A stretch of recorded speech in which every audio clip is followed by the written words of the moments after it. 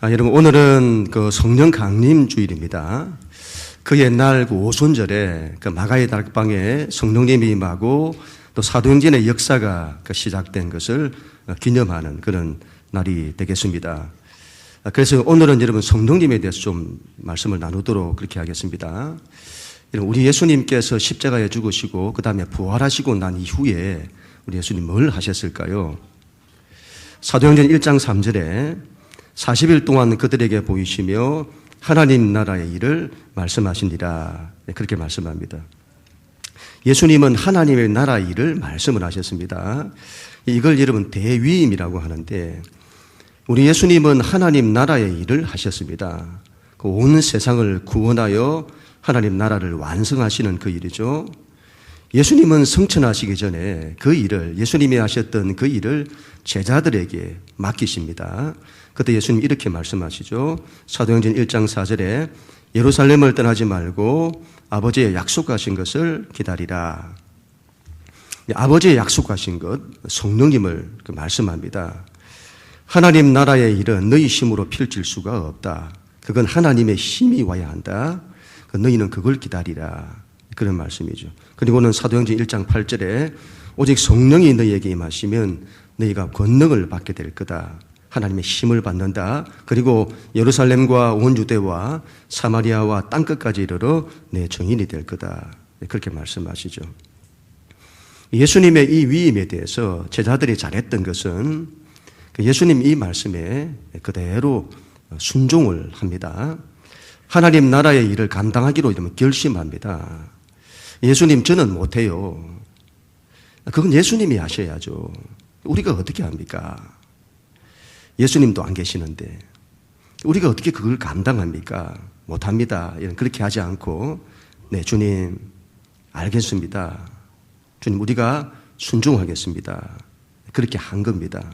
그리고 이후에 10일 동안 함께 기도하죠. 그리고 오순절 날 마침내 약속하신 성령님을 받습니다. 그리고 사도행전의 위대한 역사가 출발하게 되는 겁니다. 우리는 지난 10일 동안에 저녁 시간에 성령 대망 기도회를 했습니다. 제자들이 했던 것처럼 10일 동안 함께 모여 기도를 했습니다. 다른 어떤 것보다 성령님을 간절히 구하면서 기도했습니다. 너무 좋은 시간이었습니다. 하나님 말씀대로 될 줄로 믿습니다. 하나님 말씀대로 성령이 부어지게 될 줄로 믿습니다. 하나님의 새로운 역사가 일어나게 될 것을 믿습니다. 오늘 말씀 1절 말씀인데 우리 하나님 말씀 같이 읽습니다. 1절 시작. 오순절 날이 이미 이름에 그들이 다 같이 한 곳에 모였더니. 아멘. 오순절이 이름에, 오순절은 예수님이 부활하시고 난 이후에 50일째 되는 날입니다. 그 오순절에 성령님이 오셨습니다. 왜 이러면 하필 오순절일까요? 왜 하필 오순절 그때 오실까요? 거기에 하나님의 큰 뜻이 있겠죠. 오순절은 여러분 그 절기상으로 보리 추수가 끝이 나고 이후에 밀 추수가 시작되는 본격적인 추수의 때입니다. 성령님이 그때 오신다, 그 말이죠. 하나님의 강력한 메시지죠. 성령님이 왜 오시냐? 마지막 때 추수를 위해서 오신다, 그런 말씀이죠. 여러분, 성령님은 왜 오시는 것일까요?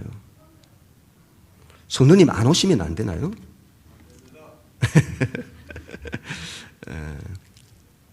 추수 때 오시잖아요. 이때 오시는 이유는 추수는 너희 힘으로 안 된다, 이 말이죠. 영혼을 살리는 일은 너희 힘으로 안 된다. 여러분, 사람을 살리는 일만큼 힘든 일이 없습니다. 이건 사람 힘으로 안 됩니다. 이건 하나님의 힘으로만 가능하다, 이 말이죠. 그래서 성령님이 오시는 겁니다. 또한 여러분, 오순절은 이스라엘 백성이 그 옛날 모세 때에 시내산에서 율법을 받은 날을 기념합니다. 하나님께서 당신의 백성에게 율법을 주십니다. 그리고 그 율법을 지켜 행하게 하십니다. 그날에 성령님께서 임하시는 겁니다. 이것도 메시지죠. 로마서 8장 2절 3절인데 우리 같이 한번 읽습니다. 시작. 이는 그리스도 예수 안에 있는 생명의 성령의 법이 죄와 사망의 법에서 너를 해방하였습니다. 율법이 육신으로 말미암아 연약하여 할 수 없는 그것을 하나님은 하시나니. 아멘. 사도 바울은 두 가지 법을 말씀하십니다. 여기서 법이란 그 삶의 방식을 말합니다. 하나는 성령의 법인데 이 법은 생명을 만들어냅니다. 그래서 생명의 법이라고 하는 거죠. 또 다른 법은 죄와 사망의 법입니다. 이건 죄를 만들어내고 사망을 만들어내는 법이다 이 말이죠. 이 둘을 잘 구분을 해야 되겠습니다.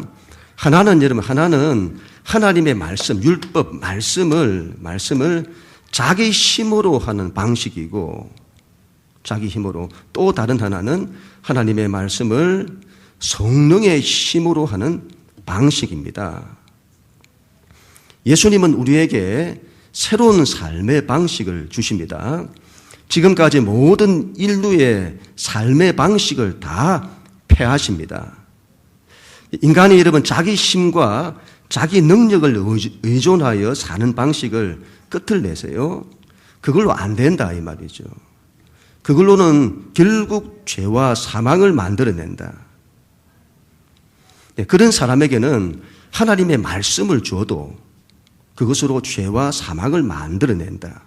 그런 말이죠. 그리고는 새로운 삶의 방식을 주시는 것입니다. 바로 성령님의 힘과 능력을 의존하는 방식입니다. 너희가 이 방식을, 이 삶의 방식을 붙들어야 한다. 그래야 생명을 만들어낸다. 그런 말씀이죠. 성령님이 오시는 이유는 이것입니다. 우리 힘으로 안 되기 때문입니다. 우리는 우리 힘으로 안 된다는 것을 알아야 합니다. 인간은 자기의 연약함과 한계를 알아야 됩니다. 자신이 얼마나 못난 죄인인지를 알아야 합니다. 자기 힘으로 안 된다는 것이, 인간의 힘으로 안 된다는 것이 구약의 이스라엘 역사의 결론입니다. 우리에게는 하나님의 힘이 필요합니다. 교회는 여러분 먼저 말씀의 교회가 되어야 합니다. 그래서는 그렇게 말씀을 강조하잖아요. 하나님 말씀이 있어야 된다. 하나님 말씀을 붙들어야 한다. 하나님 말씀을 이루어야 한다. 그런데 여러분 그 말씀을 실제 삶에서 이루어지게 하는 것이 뭐라고요? 여러분 그 말씀을 우리가 말씀을 이루어야 되겠다는 것과 그 말씀이 실제 삶에서 이루어지는 것은 다른 문제인 겁니다. 하나님의 말씀을 이루겠다는 그 마음이 얼마나 귀합니까? 그런데 그 말씀을 자기 힘으로 이루려고 하면 안 된다 이 말이죠. 그건 하나님의 힘, 성령님으로만 가능하다. 세 종류의 사람이 있다고 봅니다. 세 종류의 사람. 첫 번째 사람은 안 된다는 마음이 많은 사람입니다. 그 사람은 늘 안 된다는 이 생각에 지배를 당해요. 늘 안 된다는 생각이 많아요. 그래서 안 된다. 그리고 안 될 것 같다. 이런 생각이 많은 거죠. 그래서 부정적이에요. 안 된다는 마음이 많으면 인생이 불안하고 흔들립니다. 그리고 안 될 확률이 많습니다. 두 번째 사람은 여러분 된다는 마음이 많은 사람입니다. 그런 사람에게는 자신감이 있습니다. 늘 할 수 있다고 생각을 하고 잘 될 거라고 생각하기 때문에 삶이 긍정적입니다. 이런 된다는 마음을 가졌다고 해서 되는 건 아닙니다만 될 확률이 첫 번째 사람보다 많습니다. 세 번째 사람은 여러분 자기 약함을 아는 사람입니다. 자기에게 의지할 것이 없습니다. 그래서 하나님만을 의지합니다. 그런 사람은 이런 마인드를 가졌습니다. 나는 할 수 없다. 그러나 하나님이 하시면 된다. 하나님이 하시면 안 되는 것이 없다. 이 세 번째 사람이 가장 확실합니다. 특별히 여러분 우리가 하나님의 일은 첫 번째 사람인 부정적인 사람으로도 안 되고 두 번째 사람인 긍정적인 사람으로도 안 됩니다. 이건 세 번째 사람으로만 가능합니다. 우리가 이러면 성령의 사람이 되어야 하는 이유가 여기 있는 겁니다. 하나님의 힘을 의존하는 삶의 방식으로 살아야 합니다. 그래야 이러면 세상을 이깁니다. 그리고 하나님의 뜻을 성취해 낼 수 있습니다. 제가 이런 주중에 그 유튜브를 보다가 그 메이저리그에서 뛰는 그 유현진 선수에 대한 그 이야기를 제가 보았습니다. 지난 주중에 9승을 거두었다고 해요. 메이저리그 전체 투수 가운데 승률 1위, 방어율 1위라고 합니다. 지금 뭐 너무너무 잘하고 있다고 해요. 미국 야구에서는 유현진 선수는 연구 대상이라고 합니다. 이 유현진 선수는 100마일 이상의 공을 던지지 못한다고 합니다. 메이저리그에서 통하려면 강속구로 승부를 해야 하는데 유현진 선수는 그렇지 않다는 거죠. 대신에 제구력이 좋고 다양한 구질의 공을 정교하게 던진다고 합니다. 그런 이유도 있겠습니다만은 이 유현진 선수의 가장 큰 장점 가운데 하나가 뭐냐 하면 마운드에서 흔들리지 않는다는 겁니다. 흔들리지 않는다. 안타를 맞아도 흔들리지 않는다. 보통의 여러분 투수들은 안타를 맞고 주자들이 출루를 하면 마음이 흔들리기 시작을 한다고 합니다. 그런데 이 유현진 선수는 그렇지 않다는 겁니다. 제가 그 말을 듣고는 큰 걸 깨닫게 되었습니다. 아, 그렇구나. 흔들리지 않아야 하는구나. 안타를 맞아도 흔들리지 않아야 한다. 세상의 환경이나 조건이 나를 공격해도 흔들리지 않아야 한다. 흔들리지 않아야 승률이 높다. 김연아 선수도 그렇다고 하잖아요. 경기에 나가면 불안하지 않고 흔들리지 않는다는 겁니다. 그래서 좋은 성적을 거둔다는 겁니다.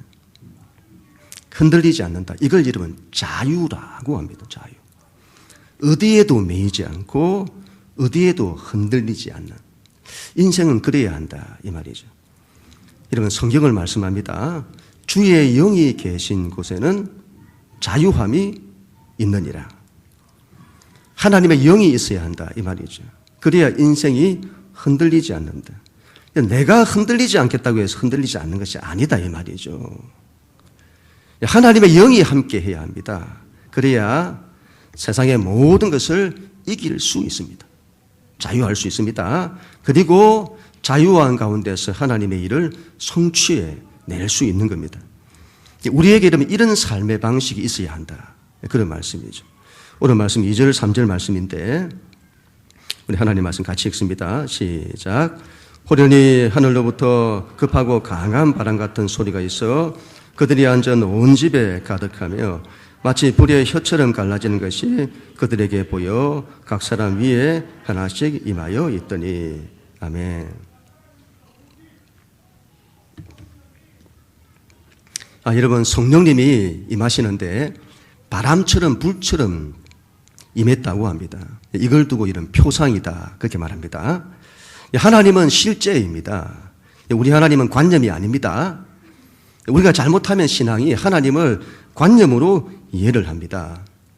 우리 머릿속에서만 머무는 추상적인 관념, 가르침 정도로 이해를 합니다. 그래서는 안 된다 이 말이죠. 신앙은 실제가 되어야 합니다. 실제. 하나님은 살아계신 하나님이십니다. 그래서 우리 신앙은 하나님이 살아계셔야 한다 이 말입니다. 성령님도 마찬가지죠. 성령님은 실제여야 합니다. 그런데 너무 막연한 겁니다. 잡히지도 않아요. 그래서 성령님이 어떤 분이신지를 성경은 그 표상으로 나타내시는 겁니다. 바람과 같다, 불과 같다 그렇게 말씀하시죠. 왜 바람과 같다고 하실까요? 바람은 뭘까요? 온 세상에 바람이 불잖아요. 이런 바람이 불지 않는 세상을 한번 상상해 보세요. 바람이 불지 않는다. 그러면 세상 모든 것이 정지되어 있는 겁니다. 정지되어 있죠. 그런 세상에서 어떻게 살까요? 아마 지루해서 죽을 겁니다. 움직여야죠, 여러분. 움직여야 합니다. 바람이 불어야 합니다. 바람이 불어 지구상의 모든 식물, 나무와 꽃들이 움직여야 합니다. 식물은 바람이 없으면 병들어 죽습니다. 바람이 불어야죠. 그래야 산다 이 말이죠. 이게 자연의 이치다. 그래서 여러분, 바람은 자연에서도 바람은 생명의 바람입니다. 이건 자연 세계뿐만이 아니라 우리 사람에게도 바람이 불어야 합니다. 하나님이 첫사람을 흙으로 만드시고 그 코에 생기, 바람을 불어 넣으셨습니다. 그랬더니 산 존재가 되었다 그 말이죠. 사람이 살기 위해서는 코에 숨, 바람이 있어야 합니다. 그래야 산다 이 말이죠. 이건 중요한 계시죠. 앞으로 그 바람 말고 장차 참 바람이 올 거다. 그 바람이 너희 안에 들어와야 한다.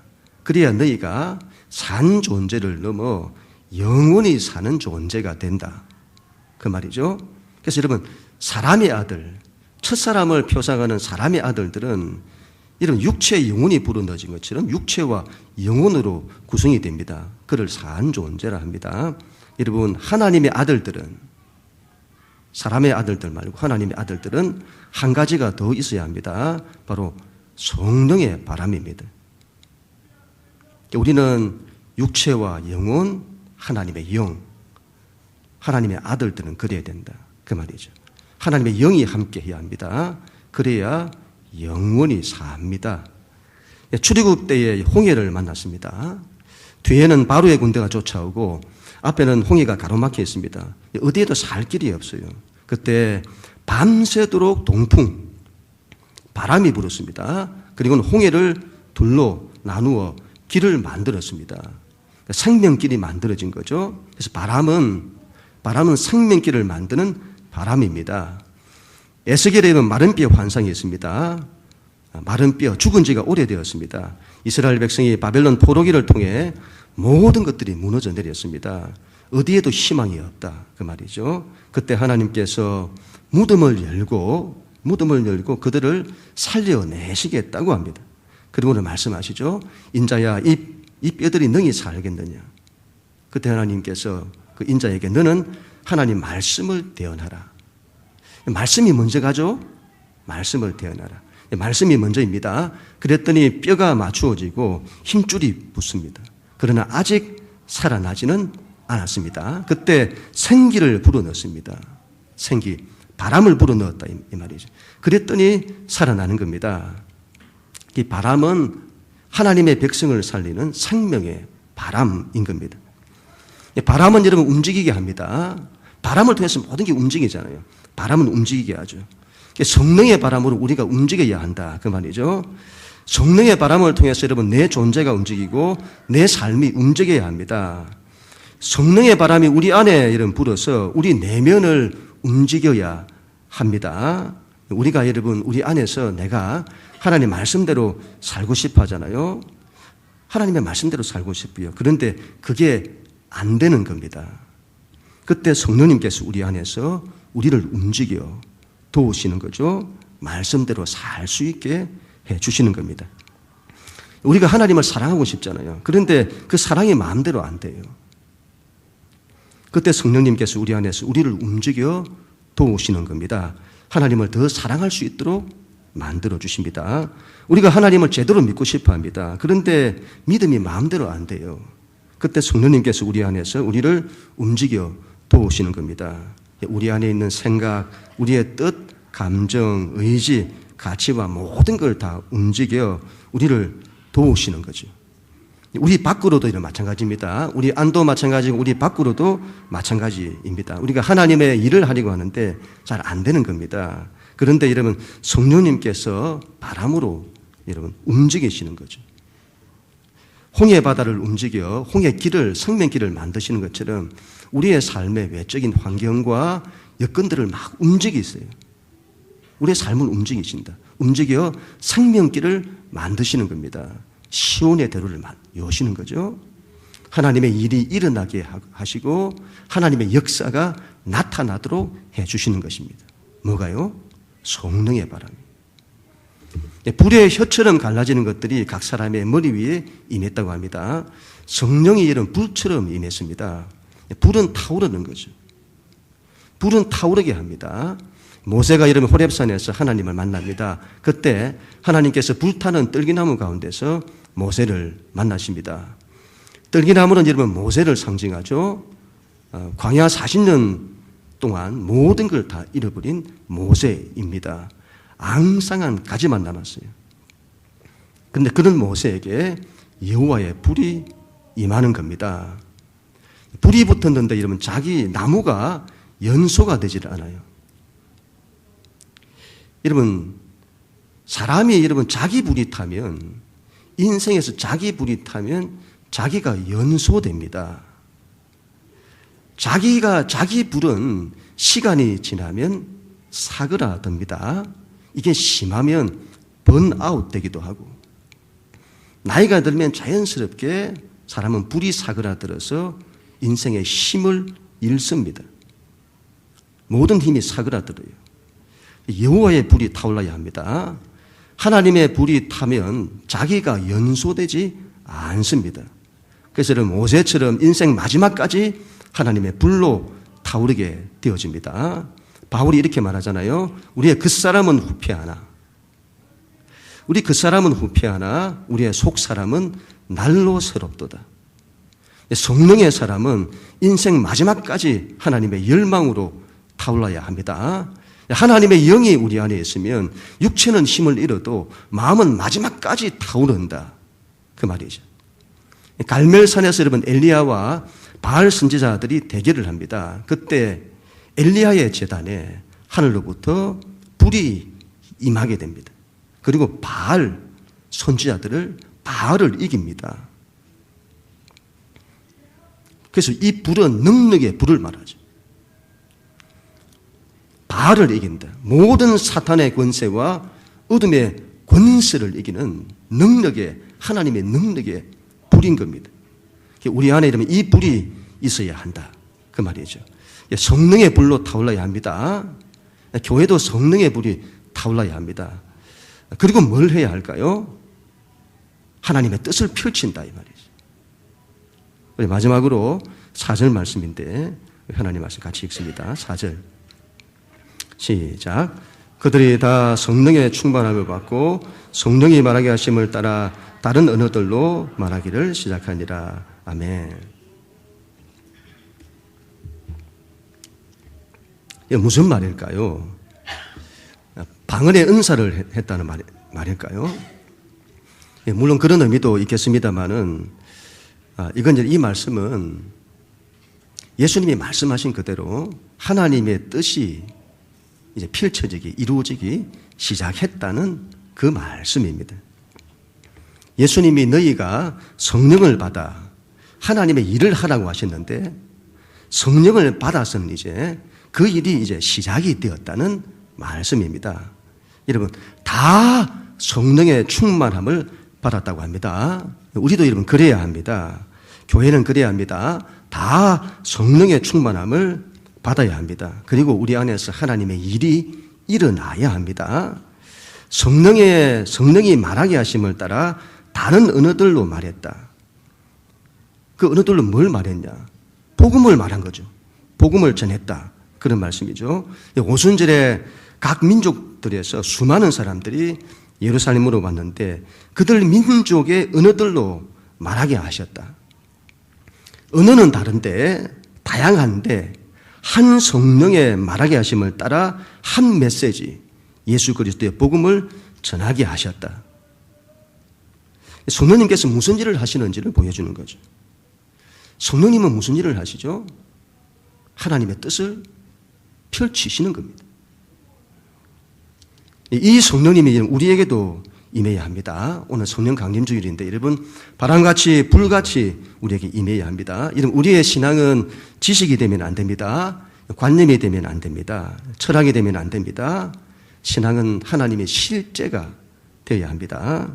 우리가 이 성령님을 잘 믿지를 못합니다. 예수님이 너희가 반드시 성령을 받아야 한다고 우리 예수님이 그렇게 강조하셨는데도 바람처럼 불처럼 임한 이 성령님을 우리는 잘 받아들이지 않습니다. 어떤 분이 이렇게 말하더군요. 하나님을 안 믿는 것이 문제가 아니라 하나님을 제한하는 것이 문제다. 성령님을 없는 분처럼 취급하면 안 됩니다. 우리가 여러분, 우리 교회가 말씀을 그렇게 강조하잖아요. 그와 같이 성령님을 그렇게 강조해야 합니다. 이 둘은 같이 가는 겁니다. 그래서 교회는 말씀의 교회가 되어야 되고 성령의 교회가 되어야 합니다. 여기 이런 시내가 하나 있다. 이런 보시면 그 시내가 흘러서는 강을 만나게 되어집니다. 그러면 그 시내가 강에 흡수가 되잖아요. 그래서 강이 됩니다. 강이 돼요. 그 강이 흘러서 바다를 만나게 되면 바다에 흡수가 됩니다. 바다에 흡수되어 바다가 됩니다. 신앙은 그런 거다 이 말이죠. 우리가 하나님 속에 흡수가 되어 하나님의 영혼 속에 들어가는 겁니다. 그게 구원입니다. 우리가 하나님 속에 흡수가 되어서 하나님과 하나가 되는 겁니다. 내 영혼이 하나님의 영에 흡수되는 겁니다. 그리고는 내가 내 영혼으로 사는 것이 아니라 하나님의 영으로 사는 겁니다. 내 영혼이 하나님의 영 속에 들어가 내 안에 내 영혼이 작동하는 것이 아니라 하나님의 영이 작동하시는 겁니다. 그래서 하나님의 마음이 내 마음이 되고 하나님의 생각이 내 생각이 되고 하나님의 능력이 내 능력이 되는 거죠. 하나님의 아들들은 그래야 한다. 사도행전의 역사는 그 성령님을 통해서만 가능하다. 그런 말씀인 겁니다. 교회에 여러분 성령의 바람이 불어야 합니다. 성령님이 생명의 바람으로 교회 안에 성령님의 바람이 불어 성령님이 생명의 바람으로 모든 걸 움직이시도록 해야 합니다. 교회는 하나님이 하시도록 성령님이 하시도록 모든 환경을 움직이시고 생명길을 만드시도록 해야 한다. 그거는 우리 삶도 그래야 된다. 교회에 여러분 성령의 불이 임해야 합니다. 하나님의 마음, 하나님의 꿈과 비전으로 타올라야 합니다. 그리고 하나님의 뜻을 펼쳐야 합니다. 우리가 새생명 축제를 앞두고 있는데 이 일은 하나님의 힘으로만 가능합니다. 그래서 기도해야 합니다. 그리고 성령 충만을 받아 성령님이 하시도록 해야 합니다. 그래야 하나님의 뜻이 일어난다, 이루어진다. 하나님의 뜻이 펼쳐진다. 그 말이죠. 그런 우리 모두가 다 될 수 있기를 주님 이름으로 간절히 축원합니다.